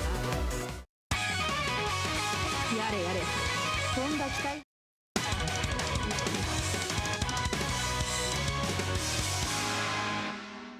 軽く、そう軽くだ。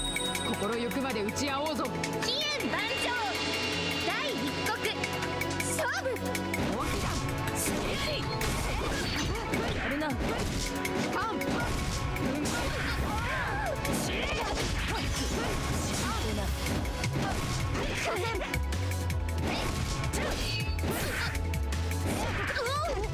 まだだ。どうした。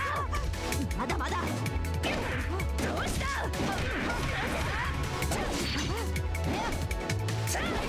足が。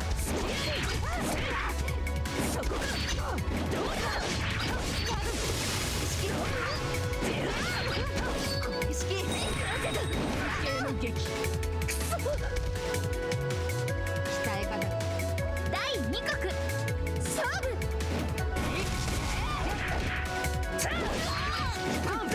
何がいける。パン。何のパン。いけるか。何が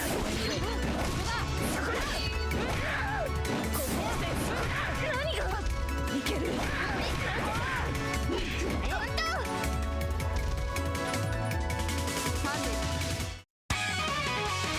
さて、次はもう少し楽しめるといいが。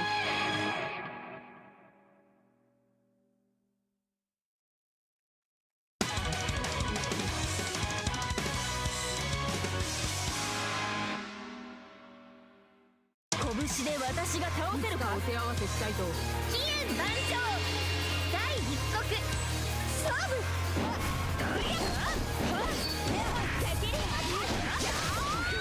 行くぞ。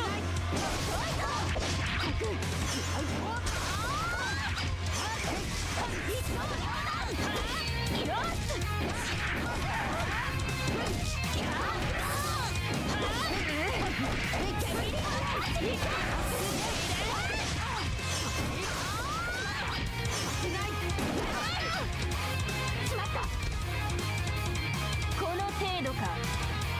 第二国勝負。よし。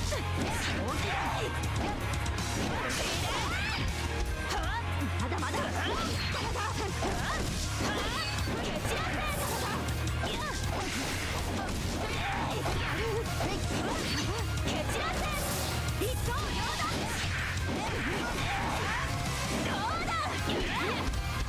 油断した。行くぞ。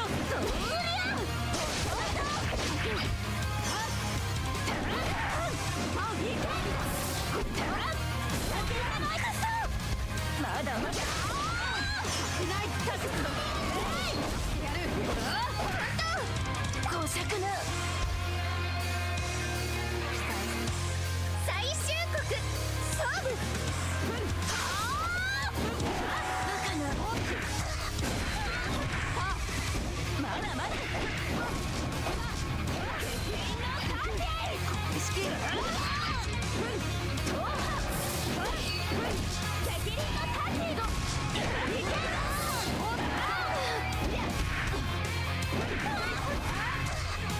ここから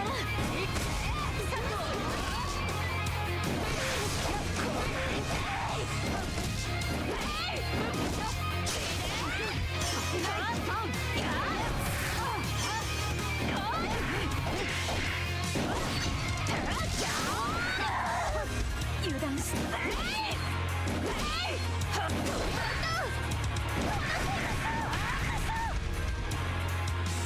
鍛錬の成果が出た。戦う気があるなら。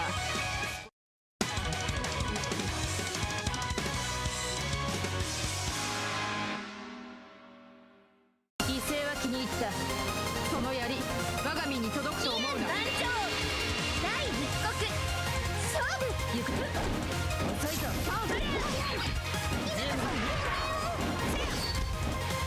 止まる。どうし止まる。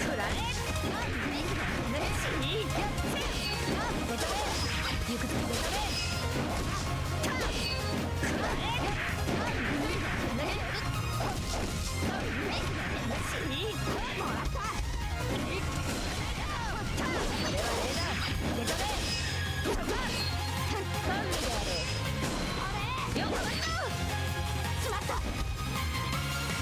調子第二国勝負止まってや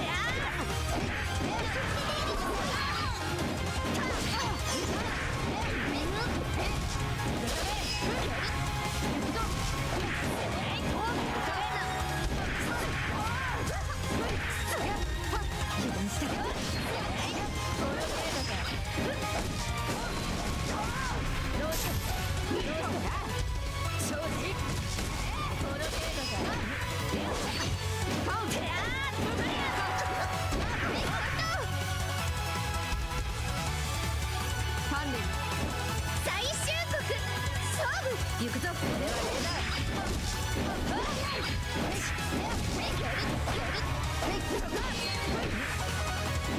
行くぞ。遅いぞ。どうし切れぬ。まだだ。止まる。逃げない。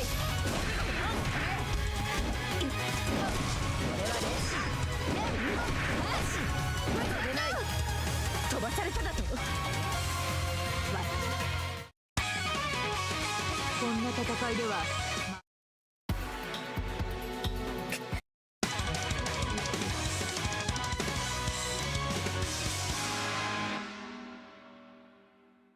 手加減しないこの時を待っていた。期限番長第一国勝負終わってないこれでよっ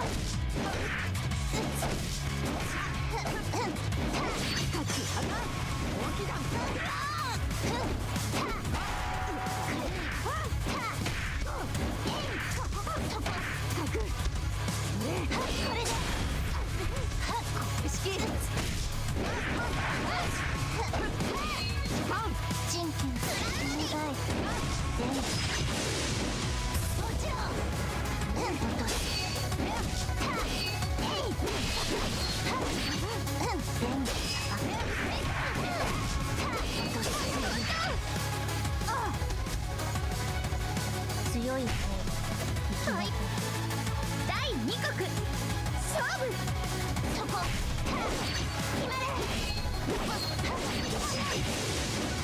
もちろんはるあの程度それでちそ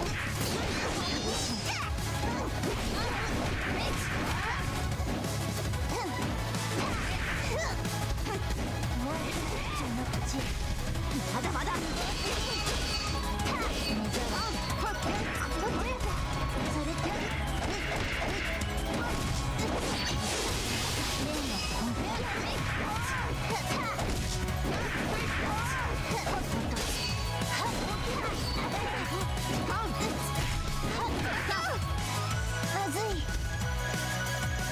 鍛錬の成果が出た。最終国勝負水は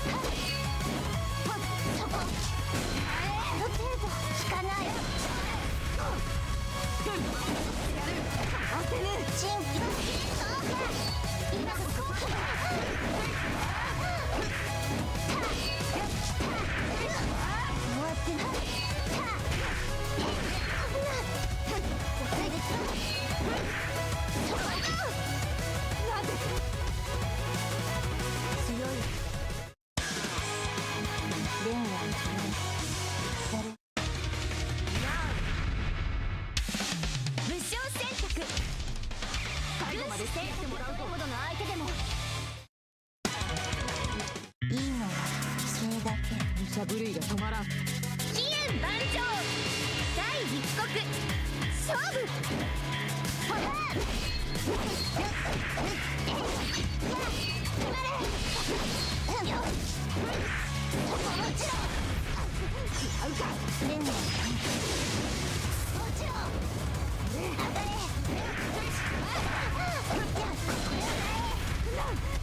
まだまだ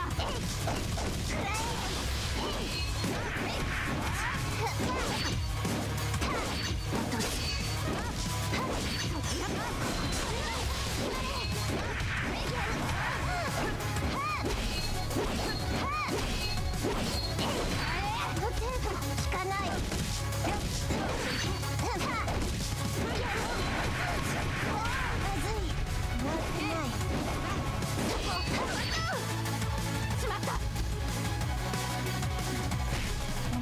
敗北第2局勝負。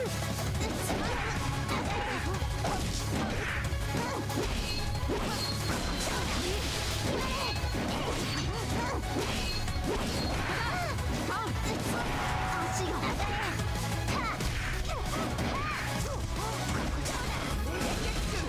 チンプレンそ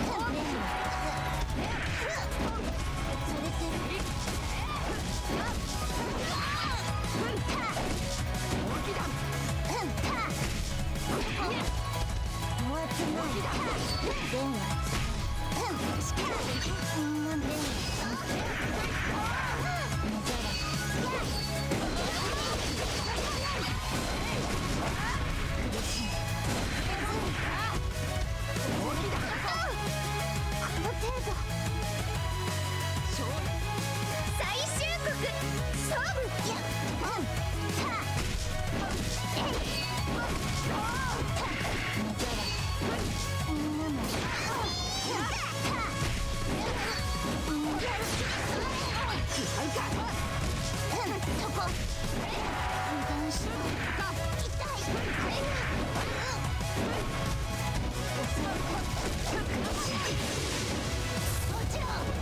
まだまだ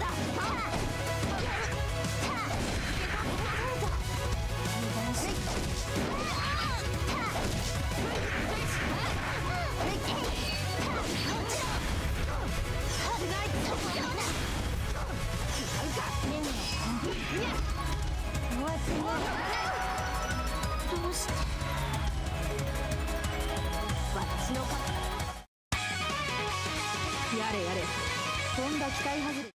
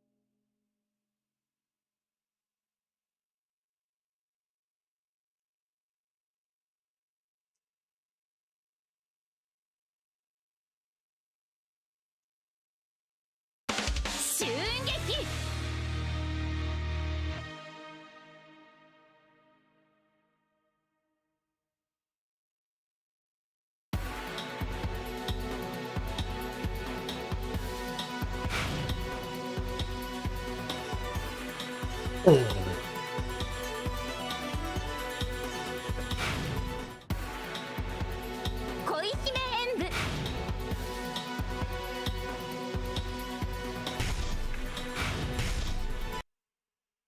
And so that's the end of it. Short stream today, but I'm expecting a call. I feel bad for not talking during the game, but that's something I need to work on personally. I'll work on that later. As painfully ironic as the name Unknown Games is, I do hope that they get to make something else. They've been working on Koihime Enbu for the better part of a decade, but actually no, 2011, over a decade now. I hope that they get to make something else, because the game, it's hard to explain how snappy and good just moving around and hitting buttons feels. And as Hogeki is a mechanic that, or rather, Hogeki is a fun system, and as you get better at the game, it's a mechanic that grows with you, you know? At first, you're just doing a basic, couple of big buttons into a super or a special for a knockdown, but it's a really nice system. I mean, I wouldn't want to see in a Sam show. Like, it's it would be a little bit ridiculous there, but even if you look at pro play of Koihime, you don't even see it that much, so it's like, always be prepared for Hogeki when it happens, much like how I am not doing that. But as you get better at the game, you will naturally get better at doing Hogekis and making your own like a combo movie for like 10 seconds is a pretty interesting prospect for a game that is almost the opposite of that, or rather on paper, which is Samurai Showdown, which is about proper spacing. And but yeah, I'm